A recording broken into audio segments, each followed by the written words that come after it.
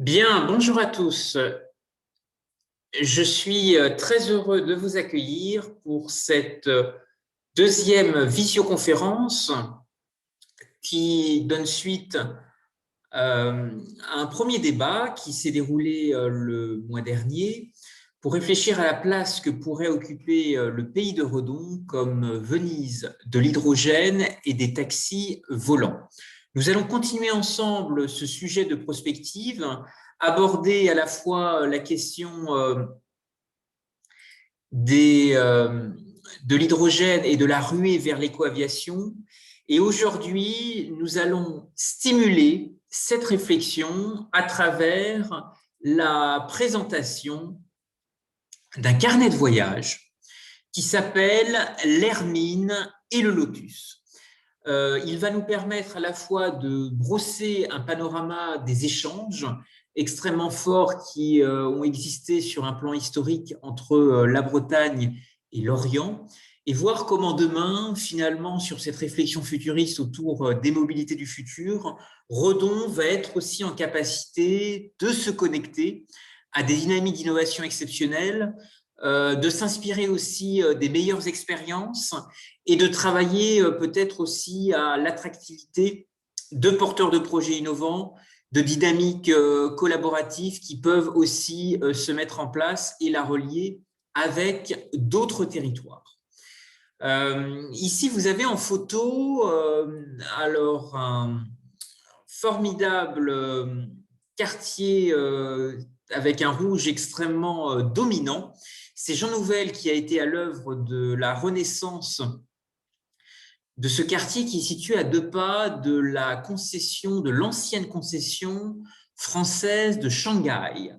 Vous savez que les concessions européennes et en particulier françaises étaient essentiellement composées de briques, ce qui explique cette couleur rouge extrêmement dominante et qui va nous amener à marcher ensemble sur les traces d'un missionnaire qui est né à Redon et qui a joué un rôle extrêmement intéressant, Pierre-Vincent Marie Minguet, et nous allons revenir ensemble plus précisément sur son parcours et marcher aussi dans les pas de pionniers, d'innovateurs du territoire. Alors, l'Hermine et le Lotus, comme je vous l'indiquais, est un carnet de voyage. Il fait suite à un voyage d'études qui avait été entrepris en 2015 par l'association des cadres bretons.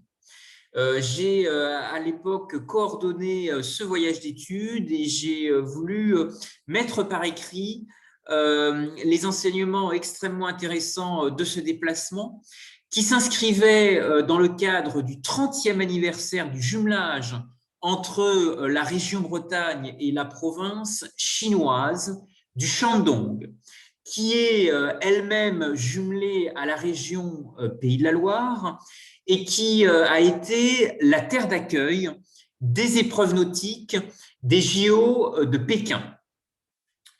Vous savez que le gouverneur du Shandong dirige une province qui représente 97 millions d'habitants. C'est énorme. C'est aussi un banquier et un candidat sérieux à la vice-présidence de la Chine dans la prochaine transition 2025-2026. Alors, ce jumelage qui existe entre la région Bretagne et cette province, cette péninsule du Shandong, qui elle aussi est tournée vers la mer, vers les échanges maritimes, est aussi stimulée par un certain nombre de jumelages, de coopérations décentralisées qui se sont mis en place entre des capitales bretonnes et des grandes villes de cette province. Je pense en particulier à la ville de Rennes, qui est jumelée avec la capitale du Shandong, Jinan, Quimper, qui a des relations avec Yantai, qui est un peu la ville, alors qui est une ville à la fois portuaire, mais aussi la ville du vin. Brest et Nantes qui sont reliés avec un port, le port de Tsingtao, qui était une ancienne enclave, une ancienne colonie allemande, très célèbre par la bière éponyme. Saint-Brieuc qui est jumelé avec la capitale du cerf-volant, Weifang, et enfin Lorient qui a également un partenariat avec Rizhao. Et donc aujourd'hui, il existe effectivement une constellation de relations, de contacts qui existent entre la Bretagne et la Chine.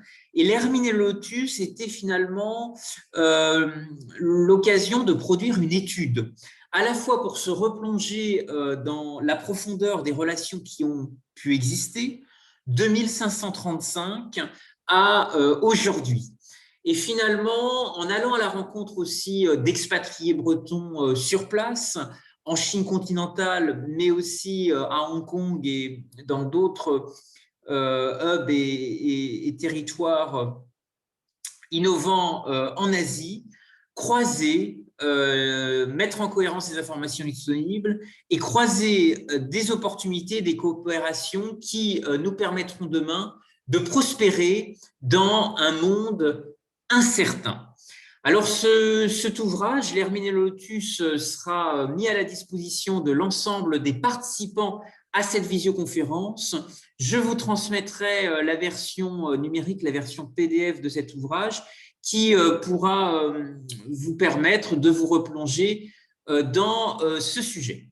Alors, un point de départ, effectivement, des relations entre la Bretagne et l'Extrême-Orient, la Chine extrêmement ancienne, qui remonte véritablement à des découvertes qui vont modifier en profondeur la mondialisation, la connaissance des cartes et la mondialisation maritime, d'abord à travers les découvertes de l'explorateur Jacques Cartier, qui finalement va se voir confier par François Ier, en pleine Renaissance, la mission de rechercher au nord du Nouveau Monde un passage vers la Chine.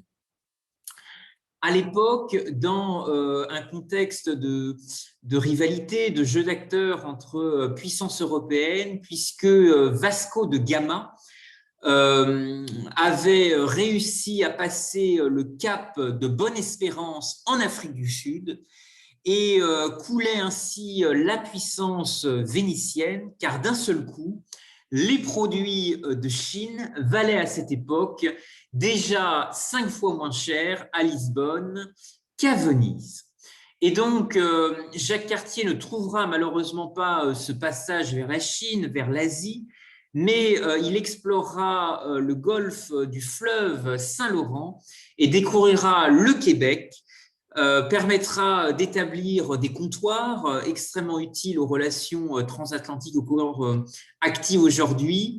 Et son voyage s'inscrira véritablement sur les traces d'une très grande richesse de son époque, qui est la morue, et qui l'amènera effectivement à traverser l'Atlantique, mais finalement assez peu à s'approcher de l'Asie. Vous dire malgré tout, et c'est le sens de ce message à travers l'Hermine et le Lotus, que la relation avec l'Asie a été stimulée par des découvreurs, des pionniers, mais également des mécènes. On l'a un peu oublié, mais Philippe Chabot, qui était amiral de France, à l'époque ministre des choses de la mer, en quelque sorte le ministre de la Marine de François Ier, a été un formidable mécène qui a financé les expéditions de Jacques Cartier. Et je crois que beaucoup de marins bretons, en fait, n'auraient pas été allés jusqu'au bout de leur entreprise sans l'appui, justement, de ces mécènes et financeurs. Vous avez ici en photo, justement, le buste que vous pouvez retrouver notamment au Louvre de Philippe Chabot, qui a effectivement un gisant qu'il est possible de redécouvrir. Alors, la relation effectivement entre la Bretagne et l'Asie, cette relation orientaliste a été stimulée par ces explorateurs, par ces mécènes, mais on va aussi se rapprocher du pays de Redon. Elle a été aussi fortement encouragée par des missionnaires, puisque ce sont aussi des religieux qui vont être au cœur de cette relation avec le Céleste Empire, qui était ce nom donné à la Chine impériale pendant les périodes de guerre et de division. Vous savez que les Européens vont réussir à approcher les portes maritimes de l'Empire du Milieu, à y établir des comptoirs, mais sans jamais véritablement pénétrer profondément en Chine continentale. Et c'est sur la route de la soie que des missionnaires, des religieux vont aller beaucoup plus loin finalement dans cette démarche. Et je pense en particulier à un missionnaire né à Redon, Pierre Vincent Marie Minguet, qui a eu un destin assez exceptionnel, qui s'est aventuré d'abord au Portugal, ensuite à Macao. Vous avez ici en photo quelques ruines justement de Macao. Vous savez que c'est aujourd'hui la ville du jeu qui a été rétrocédée à la Chine par les Portugais en 1997. Et il subsiste encore des traces architecturales de cette présence portugaise. Et puis, finalement, l'histoire de cette ville inspire toujours Macao, qui est juste en face de Hong Kong et qui voudrait peut-être sortir un peu de cette réputation de ville du jeu et passer d'un statut de ville de l'indulgence à une ville de l'intelligence. Alors, il est possible de retrouver justement des traces assez précises de missionnaires qui ont eu des relations extrêmement fortes avec le milieu dirigeant chinois sous la période de l'Empire et qui ont été également là pour résoudre finalement beaucoup d'énigmes, de tensions qui ont pu exister liées à la grande extension de l'Empire chinois. Et donc, il y avait effectivement un rôle extrêmement important joué par ces missionnaires qui étaient des acteurs de terrain, qui connaissaient véritablement bien les arcanes et le fonctionnement de la Chine impériale et qui ont aussi développé une relation de séduction, à la fois dans le développement des sciences, dans les connaissances en matière d'astronomie. Ce qui montre, et on a peut-être oublié en Bretagne, l'importance finalement du rôle joué par ces religieux, ces missionnaires bretons qui étaient de grands voyageurs et qui se sont vraiment construits et enrichis sur une observation directe du terrain. Ce qui a beaucoup nourri la démarche d'écriture de cet ouvrage, L'Hermine et le Lotus, que je vous transmettrai parce qu'il a permis, si vous voulez, de recenser l'ensemble des acteurs bretons qui ont participé à cette relation historique depuis les premières tentatives d'approcher la Chine à travers les expéditions de Jacques Cartier. Alors, y a-t-il des églises, des traces de monuments spirituels ou religieux en Chine continentale? Oui.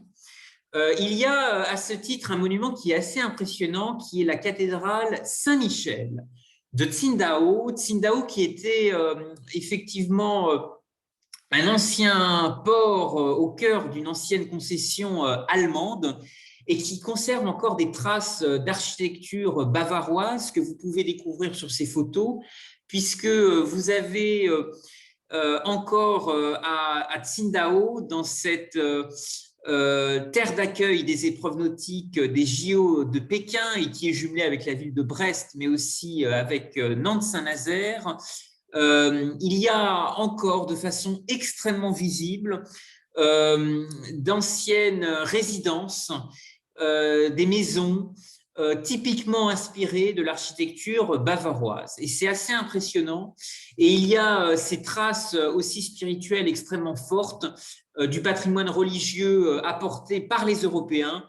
Et c'est en particulier de façon très visible dans la ville de Tsingtao, cette cathédrale, la cathédrale Saint-Michel, qui a été construite en 1932 par un architecte allemand. Alors, les Allemands ont été en fait extrêmement loin dans la pénétration de cette province du Shandong qui est aujourd'hui jumelée avec la région Bretagne. Il y a à ce jour malheureusement peu de relations économiques, peu de relations qui se sont développées pour cristalliser des dynamiques à la fois industrielles, d'innovation, de transfert de technologie. Jinan, la capitale du Shandong, qui est jumelée avec la ville de Rennes, a, entre guillemets, sur son sol, 3 entités françaises, à la fois le siège en Chine de Peugeot Scooter, également Sofitel, grande chaîne touristique qui appartient au groupe Accor, et puis une alliance française.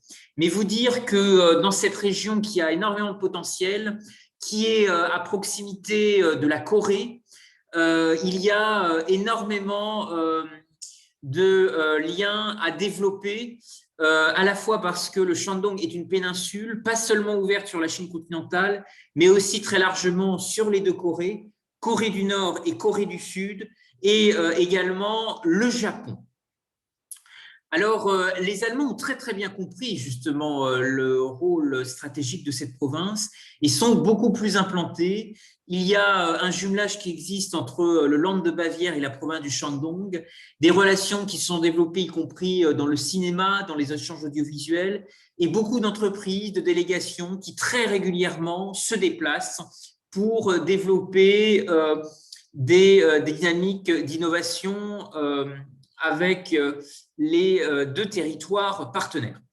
Du coup, vous dire qu'effectivement, la Bretagne est un peu à la traîne dans cette relation et que peut-être que de nouveaux territoires, en particulier le pays de Redon, pourraient relancer de nouvelles dynamiques et nous allons le voir ensemble en mettant effectivement les voiles sur les traces de ces pionniers et de ces découvreurs que nous avons voulu mettre en valeur dans le cadre de cet ouvrage, L'Hermine et le Lotus, qui vous sera transmis à l'issue de cette conférence.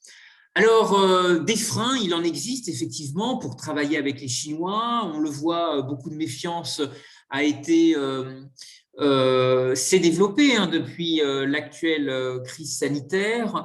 Un pays en fait qui s'est depuis son intégration à l'OMC beaucoup ouvert finalement sur l'extérieur, mais progressivement avec les tensions commerciales qui ont pu apparaître avec les États-Unis pendant la présidence Trump, a progressivement peut-être un peu ralenti son ouverture internationale et s'est beaucoup plus porté sur sa consommation intérieure. Et il est vrai que la Chine, par rapport aux années d'ouverture au début des années 2000, aujourd'hui est peut-être un pays qui est en train de se refermer. On le voit à travers les tensions qui existent avec Hong Kong, avec Taïwan, et puis les relations extrêmement difficiles avec l'Occident sur la gouvernance des grands enjeux internationaux. Alors, vous dire qu'un excellent rapport a été produit par des acteurs bretons dans le cadre d'une coopération assez ancienne qui s'appelle Asian Herbs et qui portait dans la province du Shandong à encourager la réhabilitation du patrimoine de la ville de Chufu, qui est la ville natale de Confucius et qui a été mis en place, développé en partenariat avec les villes de Rennes et la ville de Saint-Jacques-de-Compostelle, avec également l'appui de l'Union européenne. Ce programme Asian Herbs est assez inédit. Il a été développé par des acteurs bretons essentiellement rennais, avec des délégations de Rennes Métropole, mais aussi des architectes qui se sont déplacés en Chine pour travailler avec leurs homologues. Vous dire qu'il y a assez peu de coopérations atypiques comme celle-ci qui se sont développées. Il y a eu à Pékin, dans le cadre de la réhabilitation, la restauration du Temple du Ciel, un programme européen plus ou moins similaire qui s'était développé avec la ville de Paris et son homologue, la seule ville qui est jumelée à la mairie de Paris, la ville de Rome, en Italie. Alors, ce rapport Asian Herbs a permis de peut-être tirer les enseignements de cette coopération, mettre en exergue les grandes différences culturelles qui ont pu exister et comment demain, des innovateurs dans le pays de Redon qui voudraient reconstruire des liens avec l'Orient, avec l'Asie, pourraient en tous les cas avancer efficacement. Ce qu'il y a comme principaux enseignements à retenir, vous les avez ici sur cette slide, ce sont 4 points de vigilance qui ont été mis en avant à travers ce rapport et que nous avons exploré et approfondi par la suite en rencontrant des expatriés et mis en perspective dans ce fameux ouvrage L'Hermine et le Lotus. 4 éléments à bien retenir. D'abord, l'appréciation inégale de la notion de contrat. En culture occidentale, la notion de contrat écrit est extrêmement forte. Elle va structurer des engagements entre des parties. Il y a en France un droit civiliste extrêmement fort autour de la notion de contrat. Et vous dire que d'une certaine façon, en Chine, véritablement, on jongle très facilement avec les chiffres, avec les engagements, et il y a une remise en question extrêmement rapide et qui peut être aussi extrêmement brutale de cette notion de contrat. Ce qui veut dire que l'oralité est extrêmement fluctuante, va beaucoup plus gérer les rapports humains, et ce qui est mis à l'écrit a finalement assez peu de valeur, et il n'est pas toujours recommandé de faire confiance à ce qui sera gravé dans le marbre par écrit un jour, parce que le lendemain, effectivement, le caractère opérant de l'engagement qui aura été pris par écrit aura énormément évolué. D'où l'intérêt, deuxième point de vigilance, de s'adjoindre de l'appui d'experts médiateurs, parce que les différences culturelles sont énormes. Toujours sur cette notion essentielle qui structure vraiment les sociétés occidentales, cette notion de contrat, il n'existe pas en Chine de conception occidentale de l'offre et de la demande. Et donc, quand vous négociez avec un Chinois, il y a toujours, a fortiori, un zéro trop. Et donc, alors ce n'est pas uniquement propre aux Chinois, l'Asie aussi est fortement articulée de cette façon-là. Et donc, la place de la négociation est sans arrêt remise en question, d'où l'importance d'avoir des médiateurs, des experts médiateurs qui sont là aussi pour gérer ces différences culturelles, qui vont être extrêmement fortes et qui pourront créer, bien évidemment, des conflits. Un autre élément qui est aussi important sur un plan humain, c'est qu'une attitude de modestie donne de la liberté. Face à des interlocuteurs en Asie, une grande patience est requise et dans la mesure où les modèles et les représentations sont assez différents, les paradigmes en termes de confiance, de création, de liens contractuels, de coopération sont très très différents. Ce qui remporte peut-être l'apanage d'une négociation, c'est une attitude de prudence, une attitude de modestie et ne pas donner l'impression à des interlocuteurs de prendre le devant, laisser en tous les cas une marge de manœuvre qui permette toujours de négocier. Et puis, dernier élément qui est à la fois extrêmement inspirant, ce sont les temps du projet. C'est-à-dire que la gestion du temps est extrêmement différente et que la manière que nous avons en Europe de décliner des objectifs, des orientations est extrêmement différent.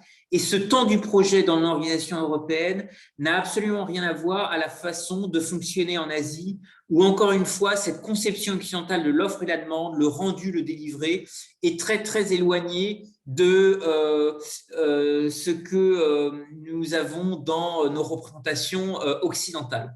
Et donc, bien entendu, prendre en compte des inerties de temps, des inerties de déplacement, des inerties de compréhension, effectivement, dans l'aboutissement des objectifs à atteindre.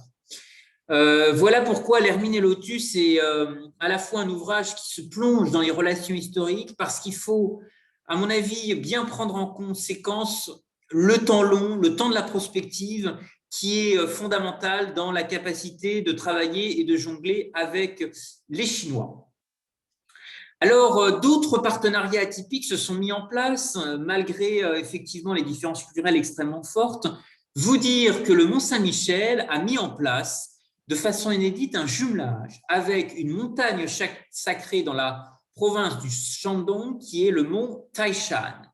Et vous savez que des entreprises et des industriels asiatiques se sont beaucoup intéressés à ces liens entre la merveille de l'Occident et la toile qu'il était possible de tisser en Orient. Vous rappelez l'importance jouée par un professeur et sa firme Cyberdyne qui a investi la cybernétique et la robotisation. Il y a eu aussi de façon extrêmement originale l'histoire d'un Japonais paralysé des jambes qui a voulu réaliser son rêve de gravir les ruelles sinueuses du Mont-Saint-Michel grâce à un robot à assistance musculaire. Le robot HAL, qui était alimenté par une batterie, et sa structure était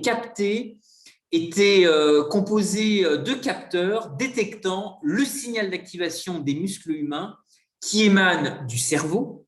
Et grâce à des micromoteurs, l'ensemble a pris en charge le travail musculaire requis pour porter la masse de ce japonais paralysé des jambes et de marcher et entreprendre l'ascension d'1h30, monter les escaliers du Mont-Saint-Michel, rythmé par quelques pauses, et ce robot est arrivé en haut du Mont-Saint-Michel et a pu bien évidemment savourer cette baie millénaire exceptionnelle, ce jeu des marais.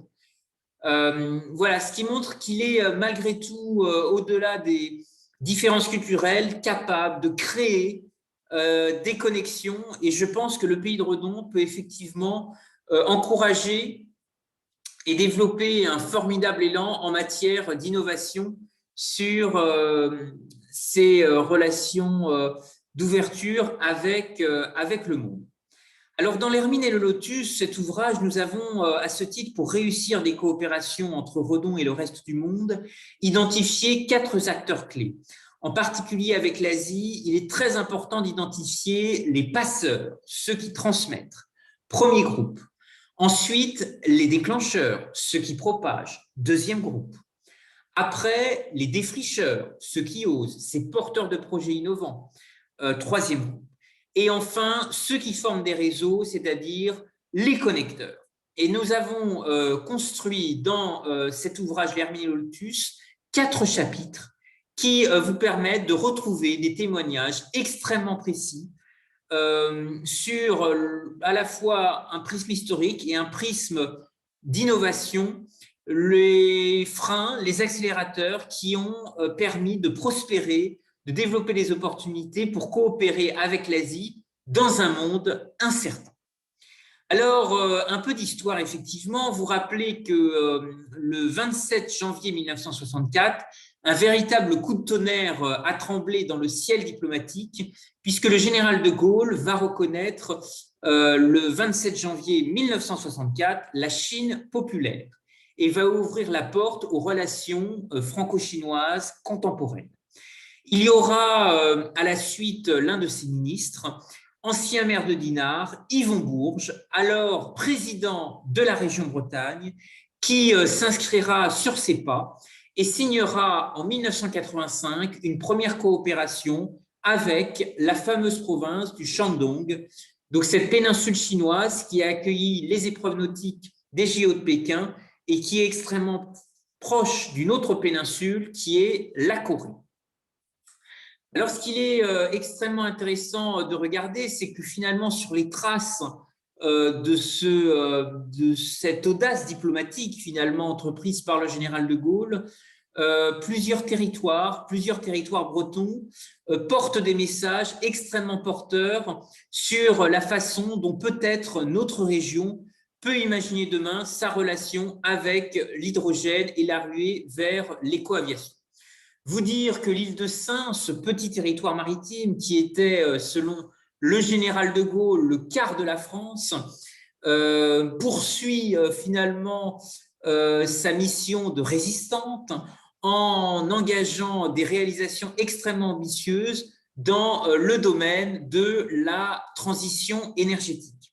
Et c'est peut-être ça, sur l'hydrogène, sur la ruée vers l'écoaviation, qui pourrait rapprocher asiatiques et européens, attirer des investisseurs en Europe, faire venir dans le pays de Redon des acteurs industriels, des transferts de technologies, développer des briques technologiques extrêmement ambitieuses qui pourraient intéresser l'international. Alors, l'île de Sein, effectivement, à la pointe de l'Europe, est un emblème extrêmement fort, cette figure emblématique des risques du réchauffement climatique qui pèseront dans le siècle à venir. Et d'une certaine façon, ces expériences de transition énergétique peuvent jouer un rôle de passeur, de pont interculturel avec la Chine, à l'instar de la démarche de lycée vert du lycée international Charles de Gaulle de Pékin, Vous savez que l'île de Sein est engagée dans un vaste processus de signature d'accords de boucle énergétique avec Ouessant. Et donc, peut-être que la Venise de l'hydrogène, le pays de Redon, avec toutes ces innovations fluvio-maritimes, pourrait être aussi une locomotive extrêmement intéressante avec le Shandong. C'est peut-être un message d'espoir, montrer comment finalement l'insularité, les îles du Ponant peuvent peut-être inspirer d'autres territoires pour réarmer de nouvelles relations et mettre du vent dans les voiles, hisser les voiles de l'hydrogène pour construire demain cette Venise de l'hydrogène et des taxis volants à Redon. Alors, nous allons parler d'un projet inédit qui associe à la fois des Européens et un constructeur chinois qui s'appelle Ewang et qui est en train de se développer en Italie, qui prend la forme, vous voyez, de ce concept que vous avez ici à l'écran et qui s'appelle et qui a pris le nom de Vertiport. Vertiport italien, développé par une agence de design avec un architecte italien qui est à la manœuvre et qui a trouvé un partenaire chinois pour développer toute la partie, je dirais, manufacturière du projet, et notamment en s'associant avec le constructeur chinois Iwang qui entend développer des taxis volants autonomes. L'idée est de véritablement construire un partenariat gagnant-gagnant avec des capacités industrielles de production et un design purement européen et là en l'occurrence purement italien. Alors, ce projet est assez inédit. Vous voyez ici des images assez futuristes de la forme qu'il pourrait prendre en Europe. Ce Vertiport, comme vous pouvez le voir, est vraiment inspiré du biomimétisme. Il notamment développe un port dans les airs qui a vocation à accueillir ces véhicules nomades en vol libre.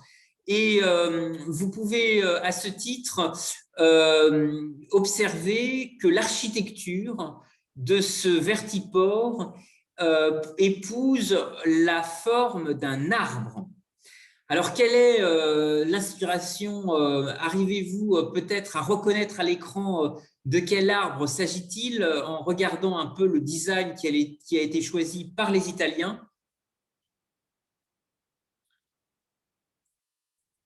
Alors, c'est tout simplement la forme d'un baobab. Donc, ce qui est intéressant parce que finalement, cette symbolique peut à la fois aussi intéresser d'autres continents dans les mobilités du futur. Alors, ce projet de Vertiport développé en Italie est assez intéressant parce qu'il s'inscrit aussi dans un sillage remarquable de découvreurs et de pionniers. Vous dire que l'hydrogène sur les mobilités du futur est au cœur de grands rendez-vous festifs événementiels. Nous sommes actuellement sous la préparation des Jeux olympiques de Tokyo au Japon, qui est véritablement un déclencheur extrêmement fort dans l'archipel pour promouvoir cette société de l'hydrogène, avec de grands industriels, de grands partenaires, développés aussi avec des académiques. Et vous avez notamment un pilier industriel japonais qui est derrière cette stratégie, qui est Toyota. Toyota qui entend développer des solutions nouvelles de mobilité et utiliser les Jeux olympiques et paralympiques de Tokyo, qui devaient initialement se dérouler en 2020 et qui vont être déplacés à 2021, utiliser en tous les cas ce grand rendez-vous des Jeux pour constituer une véritable vitrine sur de nouvelles solutions de mobilité avec de l'hydrogène et l'utilisation aussi de nouveaux supports qui permettent aux hommes d'être pleinement mobiles et ouverts. Alors, la vision qui porte qui est développé par les pouvoirs publics japonais et également l'ensemble de l'écosystème de l'innovation au Japon, entend véritablement passer, et c'est la vision qui est développée, d'un stade de l'industrie 4.0 à la société 5.0. Et donc, c'est un élément extrêmement fort et qui accompagne le vieillissement de la population en Chine. Il y a des programmes alors qui nous font peut-être penser à ce qui est aussi développé en Europe autour de la silver economy, c'est-à-dire comment aujourd'hui parier sur les nouvelles technologies pour offrir de nouveaux usages, de nouvelles mobilités à une société vieillissante qui va avoir de plus en plus besoin d'utiliser l'Internet des objets, l'intelligence artificielle, des robots, mais aussi les sciences de la vie pour effectivement engager des changements qui soient à la fois industriels et sociétaux. Et vous avez ici sur ce schéma un peu la façon dont justement le Japon se projette dans l'avenir et entend devenir une véritable société modèle de l'hydrogène. Alors, pourquoi ce sujet est aussi important? Pourquoi cette trajectoire en matière d'innovation peut aussi avoir des liens extrêmement forts avec Redon? Nous en avions parlé lors de notre première conférence. Vous savez que Redon a été au cœur d'innovations fluvio-maritimes majeures. C'est un carrefour de voies navigables extrêmement important qui a constitué l'avant-port de Rennes avec un cabotage extrêmement actif, des relations également sur la route du sel qui allait de Redon jusqu'au Croisic, qui a déployé des activités logistiques phénoménales dans la vallée de la Vilaine et qui a également suscité de grandes odyssées avec les corsaires. Et je pense que le quai sur Couffe rappelle effectivement assez bien cette odyssée à Redon. Alors, comment finalement le territoire peut aussi galvaniser des capacités d'innovation, des capacités de partenariat vers l'international avec l'ensemble des innovateurs de ce territoire? Nous avions évoqué effectivement l'importance lors de la première conférence du rôle joué par les corsaires dans la reconversion de navires qui, très vite, avec les aléas de la guerre de course, se sont intéressés finalement à la façon d'utiliser, de développer d'autres activités et d'utiliser des bateaux vers d'autres grands défis techniques et également de développer des matériaux biosourcés. Vous savez que l'activité portuaire, l'activité fluvio-maritime de Redon a été effectivement au cœur d'un véritable âge d'or et que cet âge d'or peut-être pousse aujourd'hui Redon, le pays de Redon, à être identifié comme une véritable Venise de l'économie circulaire, dans cette capacité effectivement à relancer aujourd'hui de nouvelles relations et s'adapter aussi en permanence aux aléas de l'environnement. Alors, les innovations fluvio-maritimes ont été primordiales.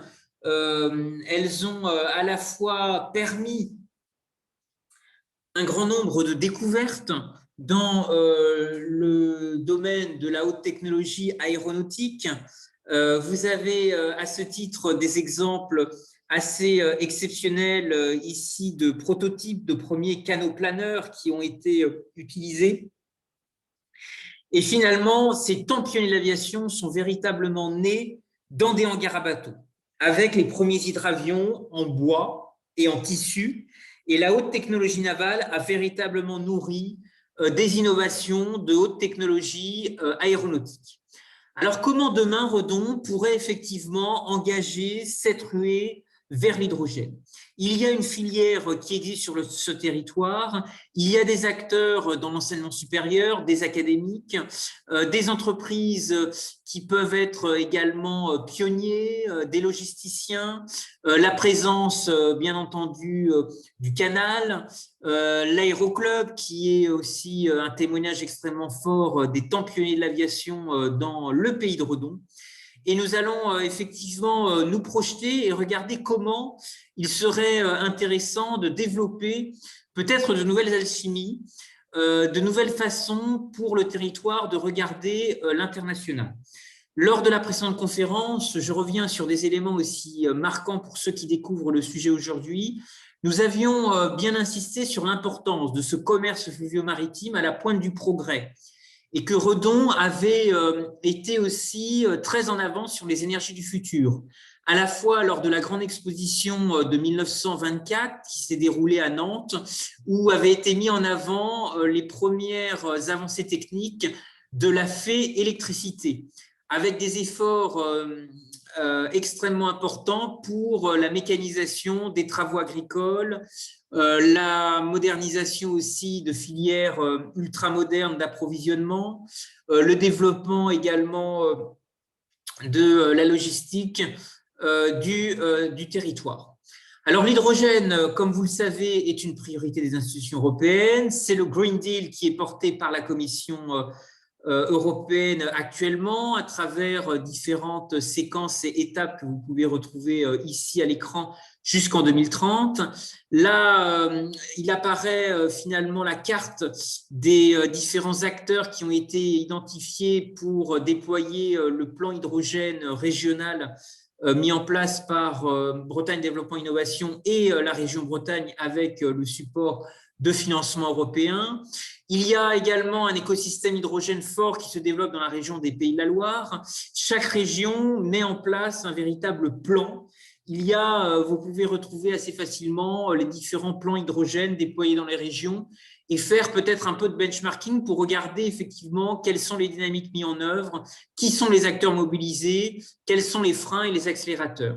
Je m'arrête un peu plus longtemps sur le plan hydrogène déployé par la région Normandie, parce que c'est peut-être un élément comparateur qui peut être assez intéressant pour notre territoire, à la fois vous dire qu'il y a une dynamique extrêmement intéressante qui est à la fois portée, voyez, sur le long de l'axe Seine.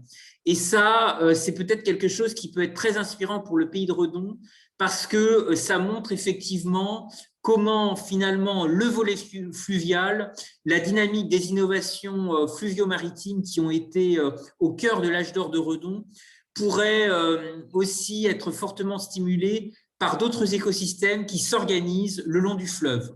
Ici, en l'occurrence, l'axe Seine qui va de Paris jusqu'au Havre.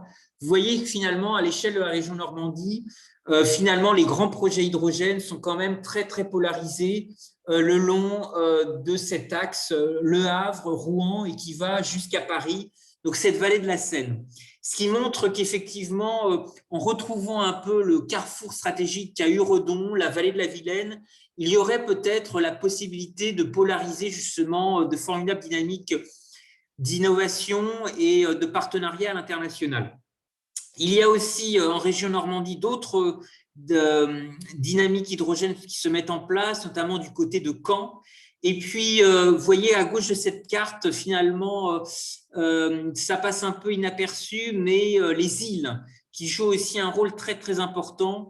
Et il y a notamment un cluster, un pôle d'autonomie énergétique déployé actuellement dans l'archipel de Chausey, dans la baie du Mont-Saint-Michel que vous pouvez voir à gauche de cette carte. Alors, comment effectivement l'hydrogène pourrait prendre forme de manière totalement atypique sur notre territoire? Il y a un projet révolutionnaire qui s'appelle Green Pig et qui vise actuellement à transformer de l'urine de porc en hydrogène vert. On considère que 20 litres d'urine de porc permettent de produire 1 kg d'hydrogène vert. Alors, qu'est-ce qu'il est possible de faire avec ce kilo d'hydrogène? On considère qu'il est en fait possible de parcourir à peu près une centaine de kilomètres. Vous voyez, donc de Redon, ça fait peut-être un trajet pour rejoindre peut-être Rennes ou Nantes. Donc, c'est effectivement un projet qui est extrêmement intéressant, qui est déployé en Bretagne, qui pourrait être aussi assez inspirant. Cette production en fait, d'hydrogène vert à base d'urine de porc est le fruit d'une électrolyse alimentée par des éoliennes. L'urine est recueillie à la source dans des élevages, puis filtrée et ressort à l'état de carburant vert. Et donc, c'est peut-être une idée, effectivement, d'avenir qui pourrait être intéressante peut-être à développer avec des acteurs en Asie. Vous savez que la Chine est le premier pays consommateur de porc au monde. C'est un enjeu extrêmement fort pour la filière porcine bretonne et c'est peut-être quelque chose qui pourrait encourager demain des transferts de technologie. Est-ce que l'agriculture, les filières de notre territoire, est-ce que l'agroalimentaire pourrait aussi encourager demain des briques technologiques qui nous amèneraient effectivement à mettre en place de nouvelles dynamiques autour de l'hydrogène. Alors, c'est la réflexion effectivement qui est intéressante d'avoir sur la place des mobilités du futur, le rôle que pourront jouer peut-être demain des voies navigables, le parcours, peut-être le rôle aussi de base arrière que le pays de Redon pourra jouer pendant les JO de 2024 pour attirer des délégations sportives, mettre aussi en avant l'importance que des véhicules nomades en vol libre pourraient jouer sur le canal de Nantes à Brest. Ce rôle de base arrière pour les JO de 2024, il y a énormément de travaux de prospective disponibles.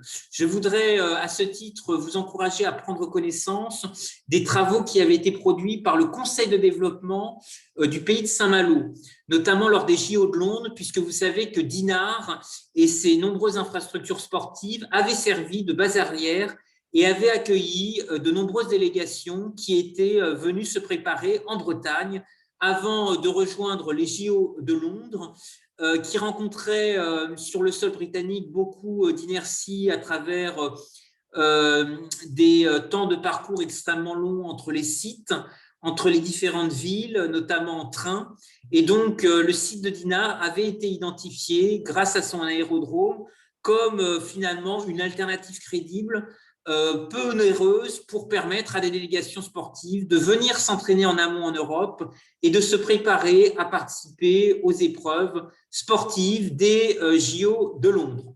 Ce qui veut dire qu'à la fois les connexions qui ont existé avec London City Airport, donc qui est l'aéroport le plus proche du cœur de Londres, pourraient certainement stimuler demain des réflexions sur la place que pourrait jouer l'aérodrome de Redon, pour devenir peut-être demain, puisque Notre-Dame-des-Landes ne se fera pas, un éco-airport régional européen. C'est quelque chose qui peut être effectivement encouragé, stimulé à travers des relations internationales.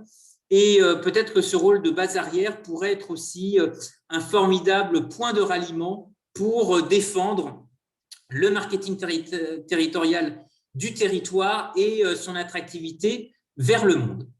Alors, marchons aussi sur les traces de pionniers et de découvreurs du territoire.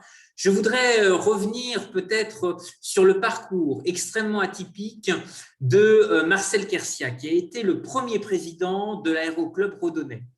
Et vous dire effectivement que sur ce projet de vertiport développé en Italie avec le constructeur chinois Iwang, eh bien, Redon, le pays de Redon a des formidables liens qui lient le territoire également à l'Italie et à sa diaspora d'inventeurs, puisque le père de Marcel Quercia, Janvier Quercia, était un horloger, un bijoutier horloger qui était extrêmement intéressé par les sciences et les techniques. Et cet orfèvre a peut-être inspiré finalement son fils à travers les fameux briquets, les briquets flaminaires, et vous dire que finalement, dans la généalogie de cette famille, eh bien, on remonte assez loin pour retrouver des traces de Giacomo della Quercia, qui a été le professeur de Michel-Ange. Et je crois que cet élan finalement qui a peut-être suscité un tempérament multi-entrepreneur hors norme au sein de cette famille et une formidable capacité d'invention et d'innovation est quelque chose d'extrêmement fort pour le pays de Redon et peut-être qu'il serait intéressant de valoriser justement les apports de la famille Quercia et le rôle effectivement de pionniers, de découvreurs qu'ils ont pu apporter pour le territoire. Alors, je vous l'indiquais, premier président de l'Aéroclub, des liens avec cette famille de bijoutiers horlogers, ces orfèvres qui vont s'intéresser très vite à la fabrication de coffrets. et de montres également à briquet, dont vous avez un exemplaire ici. Et à partir de 1908, la société Quercia va commercialiser des premiers briquets à essence qui porteront le nom commercial de Flamidor. Cette fabrication artisanale de briquets va s'intensifier avec la Première Guerre mondiale et l'utilisation de douilles, de cartouches en cuivre. Alors, si vous souhaitez marcher peut-être sur les traces de la famille Quercia, il y a un très grand nombre de capitales européennes et de musées prestigieux qui ont énormément de choses. Ici, dans les collections du British Museum, vous pouvez retrouver énormément de choses sur les origines de la famille Quercia et notamment aux portes de Malte, dans un territoire qui s'appelle Casserte et qui a ici en photo un monument remarquable qui a souvent été surnommé le Versailles italien. Et on peut imaginer à l'intérieur de ces galeries des lumières, des ornementations, un rôle extrêmement fort accordé à l'illumination. Et c'est peut-être ça qui a sans doute motivé la famille Quercia à développer des choses autour de ces fameux briquets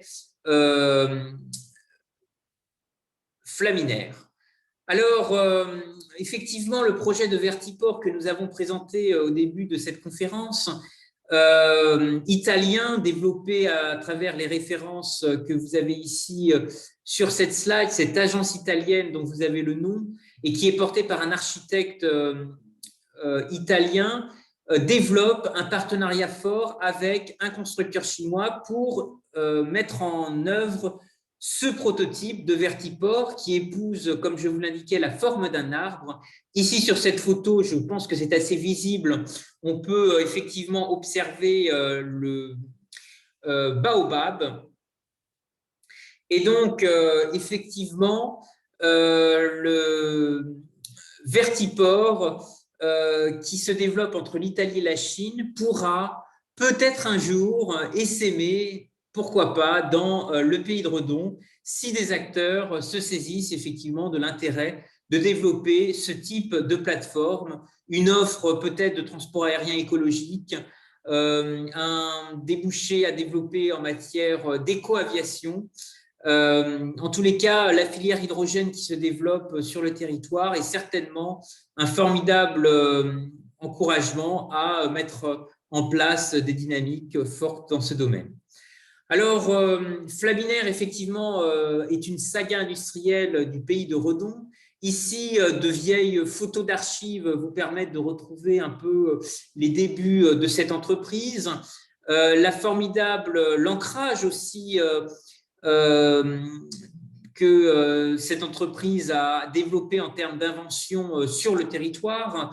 Il y a à ce titre, vous pouvez retrouver notamment auprès de l'inventaire du patrimoine régional des choses assez intéressantes sur l'invention et l'esprit de découverte qui animait Marcel Quercia et la façon dont il va justement utiliser des machines ultramodernes pour inventer ce premier briquet à gaz créé au monde.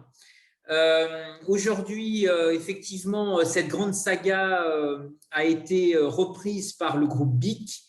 Alors, je pense qu'en fait, sur le sujet qui nous intéresse aujourd'hui, par rapport à l'hydrogène et l'éco-aviation, c'est pas tout à fait une nostalgie, mais peut-être justement une formidable chance de se dire que BIC aujourd'hui a racheté, a repris le savoir-faire de cette grande saga industrielle du pays de Redon. À la fois parce qu'aujourd'hui, le groupe BIC pourrait peut-être justement être un allié stratégique extrêmement intéressant pour exporter le territoire vers le Moyen et l'Extrême-Orient. Il y a à la fois une fondation du groupe BIC qui pourrait accompagner des porteurs de projets innovants du territoire. Il y a une présence du groupe BIC qui est aussi extrêmement forte dans de grandes capitales créatives à la fois du Moyen-Orient et de l'Extrême-Orient. Je pense en particulier à Dubaï, où le groupe BIC a été un acteur extrêmement pionnier, dispose d'un bureau de représentation extrêmement actif et a été, avec les autorités qataries, émiratis et d'autres pays du Golfe, extrêmement en avance pour promouvoir une approche de design dans la région. Ce qui pourrait à terme beaucoup intéresser des dynamiques collaboratives, faire fructifier justement des passerelles à l'international et en particulier peut-être permettre à des inventeurs, des porteurs de projets du territoire de participer aux Dubai, aux journées de la Dubai Design Week, qui à la fois s'intègre dans le cadre d'un rendez-vous annuel, mais qui va aussi être mise en lumière à l'occasion de la prochaine exposition universelle de Dubaï, qui va se dérouler en 2021. Alors, aller à l'international, on peut penser que c'est extrêmement coûteux, que ça mobilise des financements extrêmement importants. J'ai un peu envie de dire oui et non, parce qu'il y a des coalitions créatives d'acteurs qui peuvent se mettre en place. Il y a eu, lors de l'exposition universelle de Shanghai, pour la première fois, une ouverture qui a été faite auprès des régions, puisque tous les États du monde ont un pavillon dans le cadre des différentes expositions universelles. Et pour la première fois à Shanghai, dans les années 2000, les régions françaises avaient la possibilité d'avoir un pavillon. Il y a eu à ce titre la région Rhône-Alpes, la région Île-de-France et l'Alsace qui se sont manifestés. Et à l'époque, Adrien Zeller, le président de la région Alsace, ne souhaitait pas aller jusqu'au bout de la démarche parce qu'il trouvait que ce projet était beaucoup trop cher. Et finalement, c'est un GIE d'architectes qui s'est constitué, GIE d'architectes alsaciens, et qui a construit un pavillon Alsace à l'exposition universelle de Shanghai. Pavillon qui est encore existant, itinérant, qui se déplace de ville en ville, et qui est une véritable vitrine du développement durable pour justement les savoir-faire alsaciens.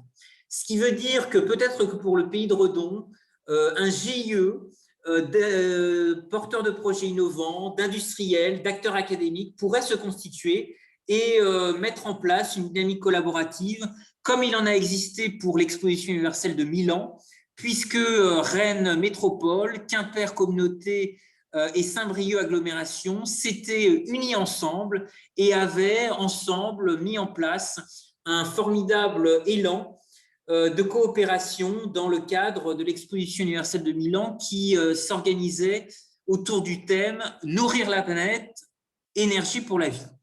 Et donc, c'est peut-être ce type de coalition créative d'acteurs qui pourrait se développer vers l'Asie, vers le Moyen et l'Extrême-Orient. Vous dire que BIC est à ce titre un groupe extrêmement emblématique qui a redoublé de patience, de résilience et qui a su retourner des situations à son avantage. BIC produit aujourd'hui des rasoirs, des bateaux, planches à voile, kayaks, surf, des briquets, mais aussi des téléphones portables. Et vous dire que l'histoire de cette entreprise est à l'image de la saga Flaminaire à Redon, une histoire véritablement révolutionnaire, puisque bien que nous utilisions aujourd'hui tous pour écrire des stylos BIC, vous rappelez que l'usage du stylo à billes dans les écoles avait été interdit par le ministère de l'Éducation nationale jusqu'en 1965. Et donc la capacité d'innovation des entreprises est exceptionnelle et nous avons dans le pays de Redon un tissu créatif de PME qui pourrait formidablement participer à de grands rendez-vous créatifs, en particulier la prochaine Dubai Design Week qui se déroulera du 8 au 13 novembre 2021. En tous les cas, le groupe BIC, à travers sa fondation et peut-être certaines de ses filiales, pourrait tout à fait encourager et servir de grand capitaine d'industrie pour offrir, pourquoi pas, un programme de portage à des PME, à des acteurs du territoire dans le domaine de l'enseignement supérieur, de la recherche, qui auraient envie de développer des liens à l'international. Ici, vous avez en photo la filiale du groupe BIC à Dubaï, au Moyen-Orient. Voyez qui rappelle en plus les innovations fluvio-maritimes du pays de Redon avec ce marin que vous voyez en photo.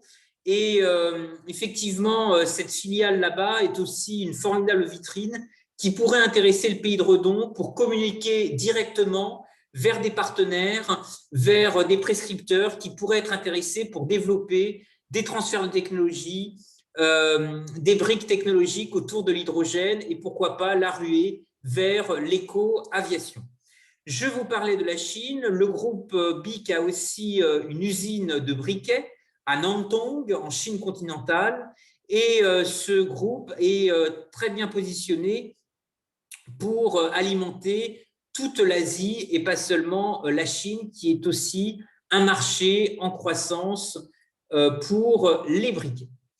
Alors, comment sur les traces de ces découvreurs et de ces pionniers, comment demain promouvoir effectivement ce modèle d'éco-aviation, développer de nouvelles mobilités du futur entre Redon et le reste du monde? Nous avions, lors de la précédente conférence, mis en exergue un travail de veille à travers différents projets développés sur le Grand Ouest. Vous parlez en particulier d'Airbus, mais avec son projet Pop-up, mais il y a des taxis volants, une centaine de projets déjà déployés dans le monde par d'autres acteurs. Peut-être que le défi aujourd'hui, c'est de véritablement réussir ce lien entre pragmatisme écologique et pragmatisme économique. Et c'est ce qui permet très certainement l'arrivée d'une éco-compagnie sur le territoire du pays de Redon. L'un des enjeux forts, c'est effectivement de trouver une véritable stratégie en matière de décloisonnement de l'innovation. Vous dire que il y a des éléments de prospective et des rapports extrêmement stimulants en matière de libéralisation de l'offre de transport à la demande. C'est d'abord le rapport Attali qui date de 2007, à travers ses 300 décisions pour changer la France, et qui avait effectivement jeté un pavé dans la mare. Mais peut-être que ce que la prospective du territoire pourrait aussi déployer demain, c'est une réflexion sur les financements innovants. Quelles vont être les alchimies demain, les alchimies inédites qui vont permettre, dans le sillage des parcs éoliens citoyens qui sont nés en pays de Redon, permettre à la fois des coalitions créatives de citoyens, d'investisseurs, des transferts de connaissances et d'innovations qui peuvent exister entre l'Europe et l'Orient. Et c'est précisément ce challenge, ce défi qui va être aussi extrêmement fort dans la transition énergétique de demain, parce que c'est un enjeu qui est mondial. Alors, je voudrais citer, pour arriver vers la fin de cette présentation, de cette conférence, les travaux qui ont été développés par un ami du pays de Redon, Alain Madelin, qui a un livre exceptionnel que je vous invite à parcourir, qui s'appelle « Unir pour agir ». Et dans cet ouvrage, Alain Madelin, qui continue à beaucoup voyager, qui a été de nombreuses fois en Chine, au Moyen-Orient, qui s'est rendu également en Asie, a des solutions extrêmement lucides, extrêmement pragmatiques pour encourager aussi les territoires à s'approprier ce Green Deal, ce grand mouvement porté vers les énergies du futur. Et les travaux d'Alain Madelin, que je vous encourage à redécouvrir, sont extrêmement intéressants parce que posent véritablement des constats extrêmement lucides sur la façon dont demain il sera possible à la fois d'innover, mais aussi d'investir dans les énergies propres, les clean tech, les énergies décarbonées, et comment demain les territoires devront aussi activer une véritable industrie financière locale, c'est-à-dire permettre aussi à de nouvelles industries d'émerger en étant en capacité aussi de démontrer que des investissements dans ce domaine sont rentables avec un temps plus ou moins long, euh, capable d'offrir un retour sur investissement. En tous les cas, c'est ce débat que je vous propose d'ouvrir ensemble. Vous rappelez aussi qu'un certain nombre de régimes juridiques ont existé pour encourager cet élan. Vous rappelez l'importance des sociétés de services énergétiques, autrefois qui s'appelaient les SOFERJ, et qui existent aussi dans d'autres pays du monde et qui développent des doctrines d'investissement extrêmement intéressantes à la fois dans certains États fédérés des États-Unis.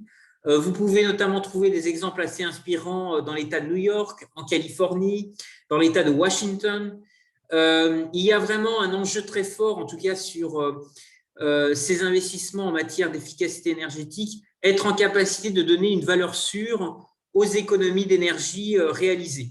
Et donc, Alain Madelin, en tous les cas, dans son ouvrage Unir pour agir, a aussi extrêmement bien exploré l'ensemble des mécanismes mis en place à l'étranger et qui pourraient demain peut-être encourager le territoire à attirer des porteurs de projets innovants, à capter des dynamiques de partenariat.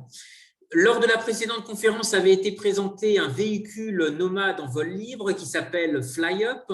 Vous pouvez retrouver les dernières actualités de ce projet sur les références de ce site qui apparaît ici à l'écran.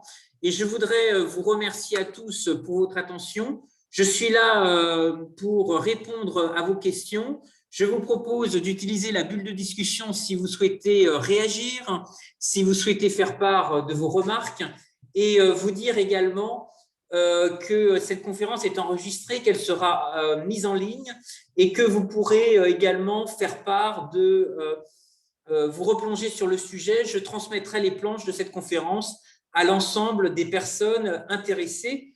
Je vous propose de terminer cette présentation à travers, en vous quittant à travers cette image de la baie de Hong Kong. J'espère que le sujet vous a intéressé. J'espère que l'hermine et le lotus vous donnent envie de mettre du vent dans les voiles du pays de Redon pour s'ouvrir vers le monde, développer une constellation de nouveaux projets sur l'hydrogène et l'éco-aviation.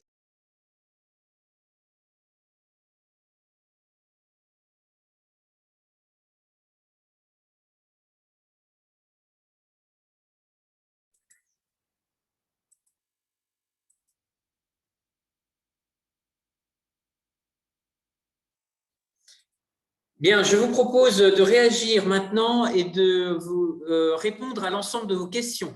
Avez-vous des réactions? Avez-vous des remarques que vous souhaiteriez faire part?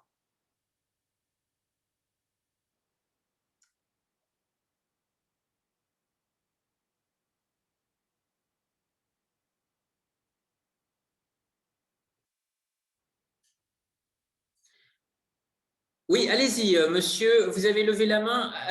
N'hésitez pas à prendre votre micro ou discussion, ou si ça ne fonctionne pas, utilisez l'écran, utilisez l'onglet discussion, mais normalement, il suffit d'ouvrir votre micro et vous pouvez réagir.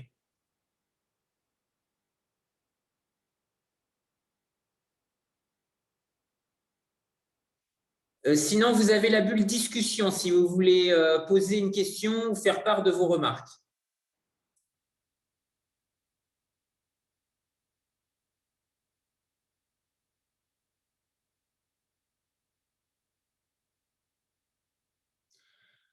Alors, je n'arrive pas à vous entendre. Est-ce que vous pouvez activer votre micro?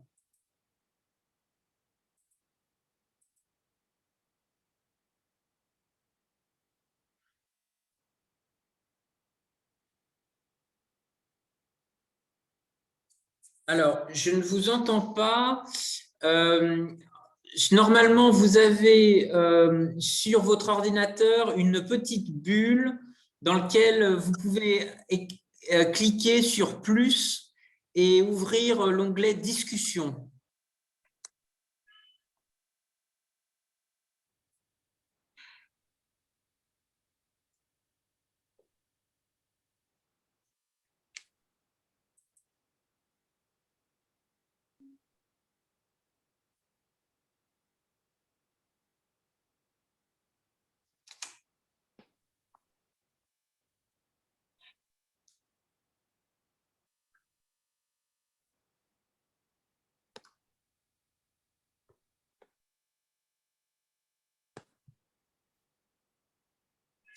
Écoutez, je crois que ça ne fonctionne pas malheureusement.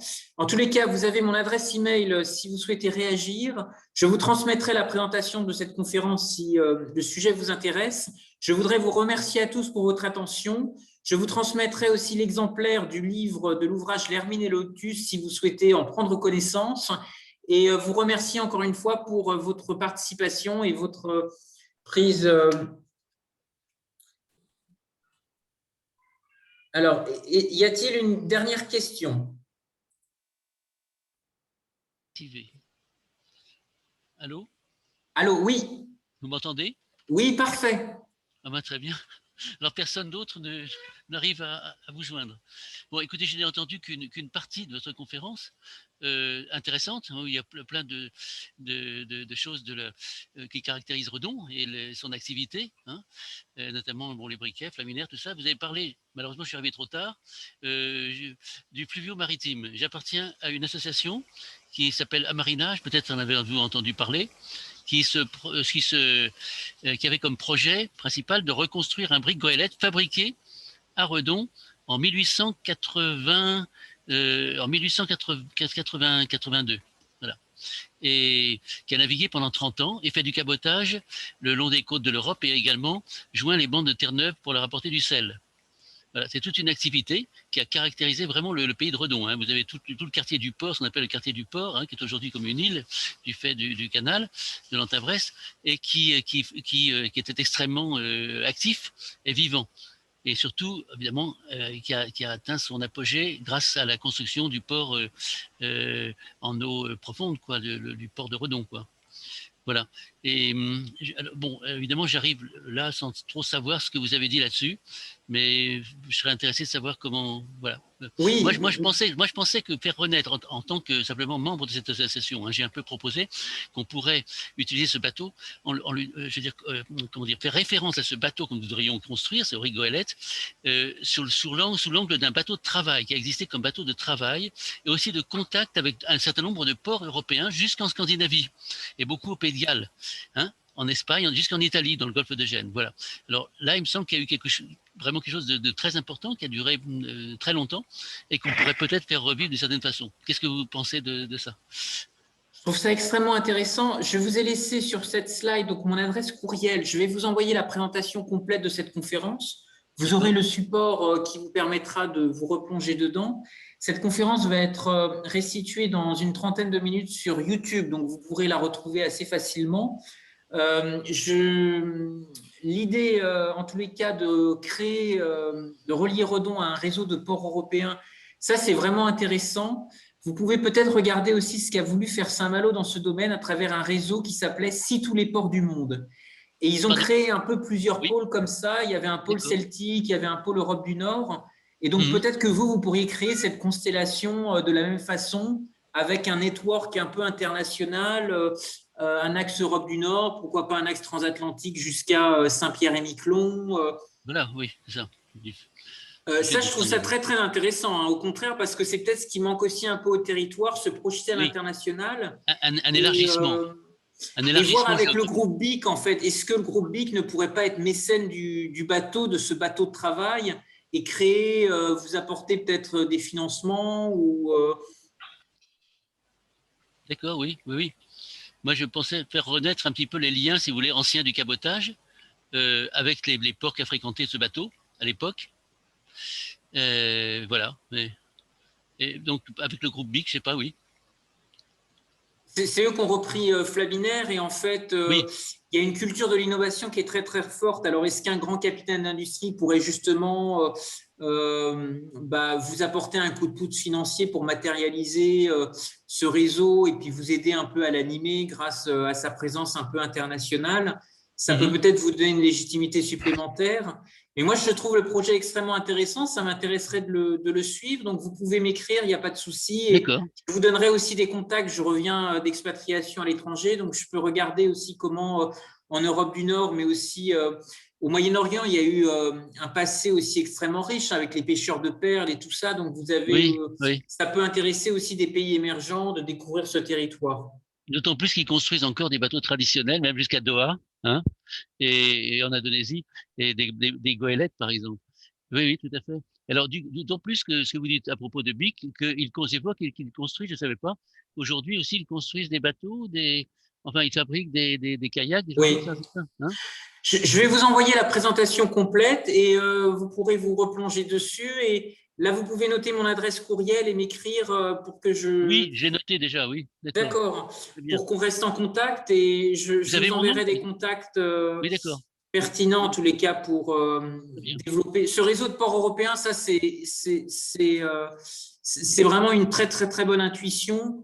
Et c'est peut-être comme ça qu'on peut faire revivre l'âge d'or finalement, recréer ces relations, ce réseautage, cette ouverture européenne et internationale. Ça peut donner un très grand rayonnement au territoire. Ben oui, c'est un petit peu ce que j'ai proposé en interne, si vous voulez, au niveau d'une association, enfin d'un collectif d'associations. Mais pour l'instant, il n'y a pas plus j'ai pas reçu plus de retours, si vous voulez, d'écho que ça. Mais bon, voilà. Merci d'avoir pu discuter, enfin, parler de ça avec vous. Je vous en prie, merci à tous. S'il n'y a pas d'autres questions, je vous propose de clôturer donc cette visioconférence. Vous remercier à tous pour votre participation, vous dire que les planches vous seront transmises et que cette conférence est aussi enregistrée en vidéo et restituée ensuite sur YouTube. Je vous souhaite une excellente journée et à très bientôt. Merci à vous. Au revoir.